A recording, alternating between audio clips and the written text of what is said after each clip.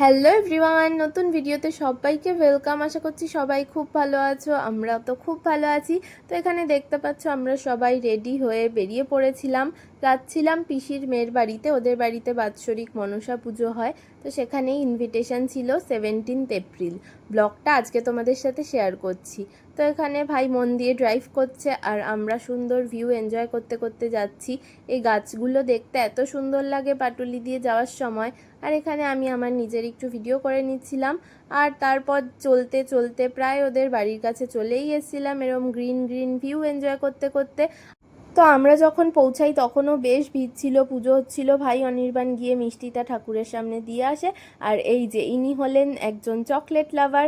আমরা চকলেট নিয়ে গেছি তাই ভীষণ খুশি হয়ে গেছে।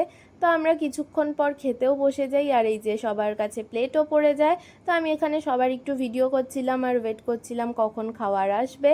আর এখানে সবাই এসে খোঁজ নিচ্ছিল বাবারও ইনভিটেশন ছিল, বাবার কাজ ছিল বলে বাবা যেতে পারেনি। আর আমি দেখো এখানে ভিডিওই করে যাচ্ছি। তারপর চলে এসেছিলো ফার্স্ট আইটেম খিচুড়ি। ওদের খিচুড়িটা প্রত্যেক বছরই বেশ ভালো হয়, টেস্টি। আর এই দেখো আমার ভাই হাতই নেড়ে যাচ্ছে, কারণ ও খিচুড়ি অতটা পছন্দ করে না, তাই ওকে যাতে না দেওয়া হয় আগের থেকেই তাই হাত নেড়ে যাচ্ছে। খিচুড়ির সাথে একটা মিক্স ভেজ ছিল, যেটাও কিনা ভীষণ টেস্টি ছিল। অনির্বাণের এক্সপ্রেশন দেখে তোমরা বুঝতেই পারছো কতটা টেস্টি। আর তারপর আমি নিজের খাওয়া স্টার্ট করি, আর আমি একা ভিডিও করতে পারছিলাম না বলে অনির্বাণকে ফোনটা হাতে দিয়ে বলেছিলাম আমার একটু ভিডিও করে দিতে, ও সেটাই করছিল। তারপর চলে এসেছিলো পোলাও, যেটার জন্য ভাই ফাঁকা প্লেট নিয়ে ওয়েট করেছিল। আর পোলাও আসার পর নিয়ে নিয়েছে পোলাওটা। আর পোলাওয়ের সাথে ছিল আলুর দম, যেটাও বেশ টেস্টি ছিল। আর পটলের একটা আইটেম ছিল, বাট আমি সেটা নেইনি, খাইও নি। অনির্বাণের থেকে একটু টেস্ট করেছিলাম, তাই সেটা ভিডিও করতে ভুলে গেছি। আর এই যে পিসির মেয়ে এসে খোঁজ খবর নিচ্ছিল যে সবাই ঠিক করে খাচ্ছি কিনা। আর এটা হচ্ছে আমার পিসি, ভিডিও করছি দেখে এসে টাটা বাই বাই বলছিল।